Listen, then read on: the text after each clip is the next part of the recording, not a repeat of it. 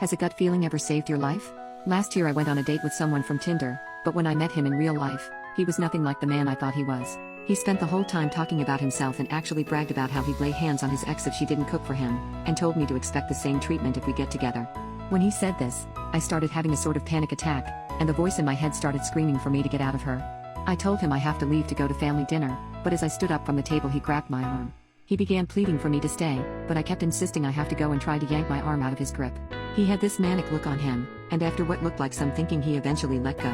I went outside and got in my car, but as I was reversing out of there, I noticed him getting in his car. He began following. I panicked and called my mom, who told me to go over to her place and that she's calling the cops. Luckily my mother lives in a gated community where a guard is at the booth, so I was able to get in, but the man following me was not. Once the cops got there, I gave them information about this guy, and it turns out he was on the run for unaliving his ex-girlfriend. He was stupid enough to tell me his real name when we met in person, and it was a